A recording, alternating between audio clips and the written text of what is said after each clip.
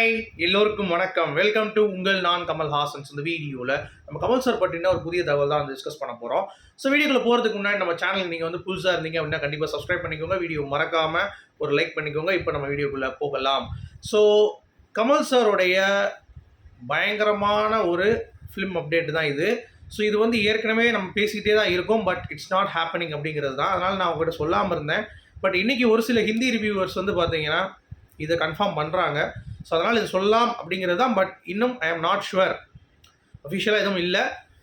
But ரூமராக இருந்தாலும் நமக்கு வர்றது உங்களுக்கு தெரியும். பட் ஒரே ஆர்டிக்கல் வந்து ரிப்பீட் ஆகிட்டு இருக்கு. நிறையா அஃபிஷியலான ஒரு வெப்சைட்டோடைய பேஜஸ்லேயும் வந்து இருக்குது அப்படிங்கிறது பார்க்க முடிஞ்சு. அதனால தான் நான் சொல்கிறேன்.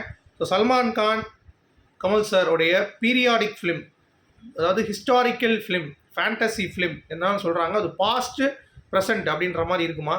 அதில் கமல் சார் வந்து ஹீரோ வில்லன் அப்படிலாம் எதுவும் கிடையாது. ஒரு முக்கிய கதாபாத்திரம், ஒரு பைவோட்டல் ரோல் அப்படின்ற மாதிரி சொல்கிறாங்க. ஸோ பைவோட்டல் ரோலான்னு தெரில, அது சொல்கிறாங்க. ஸோ மேலே வந்து ஸ்டார்ட் ஆகுது நெக்ஸ்ட் இயர் படம் அப்படிங்கிறது. கமல் சார் வந்து ஓகே சொல்கிறாரு அப்படின்ற மாதிரி தான் சொல்லியிருக்காங்க. But I am not sure whether Kamal sir வந்து ஓகே சொல்லிட்டாரான்ட்டு. 2 பேர்கிட்ட கதை சொல்லியிருக்காங்களா, கமல் சார் அண்ட் ரஜினிகாந்த் அவர்கள். ஸோ கமல் சார் கிட்ட யூஎஸில் அட்லி இன்னொரு தடவை கூட போய் பார்க்காரு அப்படின்ற மாதிரி ஒரு அப்டேட் வந்துச்சு. ராஜமௌலி பார்த்துருக்காரு, கமல் சார் அட்லி பார்த்துருக்காரு. அப்படிங்கிறப்ப சம்திங் இஸ் ஹேப்பனிங் அப்படிங்கிறது நம்மளால் வந்து கணிக்க முடியுது. ஸோ வெயிட் பண்ணி பார்க்கலாம். ஓகேங்களா, அந்த பிரம்மாண்டம் ஆரம்பிக்குதா அப்படின்னு சொல்லிட்டு. அடுத்து இன்னொரு ஒரு முக்கியமான அப்டேட் என்ன பார்த்தீங்கன்னா, மருதநாயகம் கமல் சார் ஏஐ பண்ணிட்டு இருக்காருல்ல, அதில் வந்து கண்டிப்பாக உருவாக்குவார் அப்படின்றத நிறைய பேர் சொல்ல ஆரம்பிச்சிட்டாங்க. அதில் ஒருத்தர் கமல் சார் வந்து அவருடைய ட்ரீம், அது அவர் காண்ற கனவே அதுதான், மருதநாயகத்தை கண்டிப்பாக கொண்டு வரணுன்ட்டு. ஸோ அது கண்டிப்பாக ரிவைவ் ஆகும், கண்டிப்பாக கொண்டு வருவார். அதற்கு வெகு தூரம் இல்லை அந்த நாட்கள் அப்படின்ற மாதிரி சொல்கிறாரு. அது மட்டும் இல்லாமல் கமல் சாரோடைய ஒர்க் அண்ட் டெடிக்கேஷனே அந்த படத்தை திருப்பி கொண்டு வர செய்யும். ஏன்னா அந்த படத்துக்கு உழைச்ச உழைப்பு அப்படிங்கிறது கமல் சார் வேறு எந்த படத்துக்கும் உழைக்கல.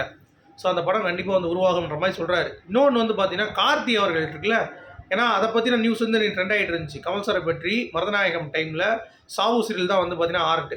அப்போ அந்த மேக்கப் பண்ணுவாங்கல்ல, அப்போ வந்து மூஞ்சி கரெக்டாக வைக்கணும், தலை துண்டிக்கப்பட்டோடு இருக்கக்கூடிய ஃபேஸ் அப்படின்ட்டாங்களாம். ஸோ கமல் சார் வந்து அப்படியே எப்படி கொடுக்கணும்னு சொல்லி ரியாக்ஷன் கொடுத்துட்டு அந்த இதில் வச்சிட்டாங்க போல், அந்த சிற்பத்தில். ஓகேங்களா, மூஞ்சி வைக்கிற மாதிரி அதை அப்படியே எடுத்தோடனே அந்த மூஞ்சி இவர் மூஞ்சி மாதிரியே வந்துடும், அந்த மாக்கப் மாதிரி. ஸோ அந்த வெளியே வரும் பொழுது வந்து பார்த்தீங்க அப்படின்னா அந்த ஃபேஸில் ஒரு கண் மூடி இன்னொரு கண் திறந்து லைட்டாக வாய் வெளியே வந்துருந்துச்சான். என்னடா அப்படின்னு சொல்லி மிரண்டாராம் சாபுகிரியில் அந்த அசிஸ்டண்ட் போய் சொல்லியிருக்காரு. இந்த மாதிரி சொன்னோன்னே அப்போ தான் கமல் சாரோட டெடிக்கேஷன் வந்து எல்லாத்துக்கும் புரிஞ்சிருக்கு. ஓகே, அது தலை துண்டிக்கப்பட்டவுடன் அது அப்படி இருக்குது. அதாவது இயற்கையாக எப்படி இருக்கும் ஒரு தலை துண்டிக்கப்பட்ட தலைன்னா, அது அப்படி வந்து கமல் சார் கொண்டு வந்த அந்த பெர்ஃபெக்ஷன் அப்படிங்கிறது இருக்குது அப்படின்ற மாதிரி சொல்லியிருந்தாரு. ஸோ அதனாலேயே இந்த படம் சீக்கிரம் உருவாகணும் அப்படின்ற மாதிரி தோணுது. அடுத்து அமரன் திரைப்படத்துக்கு ஒரு சிக்கல் இப்போ லேட்டஸ்ட்டாக 1.5 கோடி கேட்டு ஒரு பையன் இழப்பீடு வந்து கேட்டிருக்கான். என்ன அப்படின்னா, அவனுடைய மொபைல் நம்பர் வந்து அந்த படத்தில் யூஸ் பண்ணிட்டாங்களாம். ஸோ அவனுக்கு தொடர்ந்து கால் வந்துட்டு இருக்கான், சிவகார்த்திகேயனா அது இது கமல் சார் பற்றி பேசுகிறது அப்படின்னு சொல்லிட்டு. அது மன உளைச்சல் ஏற்படுத்தியிருக்கான் அவனுக்கு. கிட்டத்தட்ட படிக்கிற மாணவன் போல, அவன் படிச்சுட்டு இருக்கிறப்ப ஃபோன் வருது, ஸ்கூலுக்கு போகிறப்ப வந்து பார்த்தீங்கன்னா ஃபோன்ஸ் வந்துட்டு இருக்குது. இந்த மாதிரி நிறைய ஃபோன்ஸ் வந்து பேக் டு பேக் வந்துட்டு இருக்கு, எனக்கு மன உளைச்சலாக இருக்குன்னு சொல்லி கேஸ் போட்டான். டேய் என்னடா அது அப்படின்ற மாதிரி தான் இருந்துச்சு. பட் அது தவறு தான், அது வேறு மாதிரி அவங்க பண்ணியிருக்கலாம், அந்த நம்பரை கூட மாற்றிருக்கலாம், இல்லை மறைச்சிருக்கலாம். பட் இந்த அளவுக்கு போகணுன்னு எதிர்பார்த்துக்க மாட்டாங்க. அது என்னன்னு தெரியல அந்த கேஸ் எப்படி இருக்குன்ட்டு. ஸோ வெயிட் பண்ணி பார்க்கலாம். அடுத்து யூடியூப் ரிவ்யூவர்ஸ்லாம் வந்து இந்த படத்தை வந்து ரிவ்யூ நிப்பாட்டுறதுக்கு நிறைய பேர் சொல்கிறாங்க தெரியுமா, ஒரு பேன் பண்ணலாம் சொல்லிட்டு. தமிழ் கிரிட்டிக்ஸ்லேருந்து, தமிழ்நாடு தேட்டர்ஸ்லேருந்து, ஏன்னா ரெவன்யூ கிடைக்க மாட்டேங்குது ப்ரொடியூசர்ஸ் கவுன்சிலேருந்துன்ற மாதிரி. அதுக்கு கமல் சார் வந்து பார்த்தீங்கன்னா என்ன பதில் சொல்லியிருப்பாருன்னு சொல்லிட்டு அதில் இருக்கவங்களே சொல்கிறாங்க, நம்ம பெட்டர் ஃபிலிம்ஸ் பண்ணுவோம், கண்டிப்பாக பெட்டர் ஃபிலிம்ஸ் பண்ணால் ஓடும் அப்படின்ற மாதிரி வந்து சொல்லுவாருன்னு சொல்லியிருக்காங்க. அதுவும் கரெக்டு தான். ஏன்னா சும்மா எல்லா படத்தையும் கழுவி ஊற்ற மாட்டாங்க. படம் நல்லா இருந்தால் படம் பார்க்க தான் போகிறாங்க மக்கள். நல்ல படத்தை எப்பயுமே ஏற்றுப்பாங்க. நீங்கள் வந்து நல்லா இல்லைன்னு சொன்னனால மட்டும் படம் ஓடாது அப்படின்லாம் கிடையாது. கிரிட்டிக்ஸ்லாம் சொல்ல விழுது, அது அவங்களும் போய் பார்ப்பாங்க. அதுக்கடுத்து படம் பிடிக்கலன்னா ஆடியன்ஸ் ஃபீட்பேக்கே வந்துடும். பக்கத்து வீட்டில் போகிறவங்க எதிர் வீட்டில் போகிறவங்களாம் கேட்டு படம் நல்லா இல்லைன்னு சொல்லி அப்படியே போயிடும் அந்த டாக். ஸோ அது வந்து கமல் சார் இருந்தாலும் அதான் சொல்லியிருப்பாரு அப்படின்ற மாதிரி சொல்கிறாங்க.